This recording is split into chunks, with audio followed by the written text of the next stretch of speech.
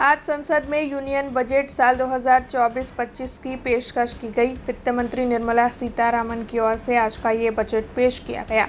तब बजट को लेकर सुबह से ही चर्चाओं का दौर जारी है।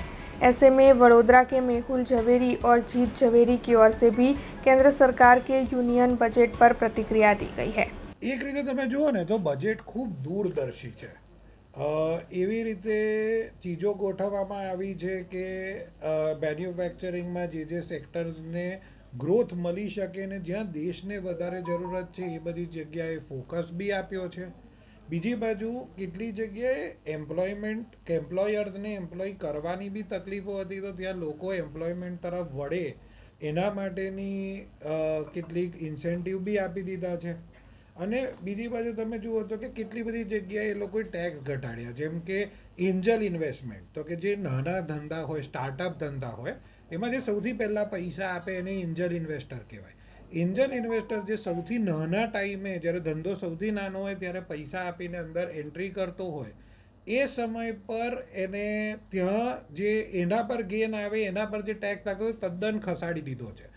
એટલે એવા માઇન્ડસેટથી બનાવ્યો છે આ કે આપણે એવું જોઈ શકીએ કે ભાઈ નાના ધંધા અને નવા ધંધા, આ બેઉ ધંધાઓને ખૂબ પૈસા મળી શકે, પ્રલોભન મળી શકે ને એ ગ્રો થઈ શકે. આજે જે બજેટ પ્રેઝન્ટ કર્યું છે એનામાં 4 મેઇન લોકો પર ફોકસ કર્યું છે: ગરીબ, યુવા, વિમેન અને ફાર્મર્સ ઉપર. તો આ બજેટનું આ ટાઈમનું મેઇન ફોકસ એરિયા છે એમ્પ્લોયમેન્ટ, સ્કિલિંગ, એમએસએમઈ ફોકસ કરેલું બજેટ, અને એના હિસાબથી બધા યોજનાઓ બધી ઘણી બધી ઇન્ટ્રોડ્યુસ કરેલી છે. સૌથી પહેલાં જે એમ્પ્લોયમેન્ટ ઉપર છે તો સૌથી પહેલાં એક બહુ મોટું જે યોજના આપી છે કે હર મહિનાનો એટલે 1 મહિનાની સેલેરી ગવર્મેન્ટ નવા જે યુવા ફોર્મલ સેક્ટરમાં આવી રહ્યા છે એ લોકો માટે અપ ટુ 15,000 રૂપીસની ઇન્કમ એ લોકો ગવર્મેન્ટ પ્રોવાઈડ કરવાના છે. એ લોકો ઘણી બધી સ્કિલિંગ ડેવલપમેન્ટ યોજનાઓ બી ઘણી બધી અનાઉન્સમેન્ટ કરી છે. ઇન્સેન્ટિવ EPFO ફોર એમ્પ્લોયર્સ અને એમ્પ્લોયી માટે બી ઘણી બધી પ્રોવાઈડ કરી છે. એ લોકોનું આ ટાઈમનો फोकस एरिया है कि विमेन वर्कफोर्स में વધારે આવી શકે.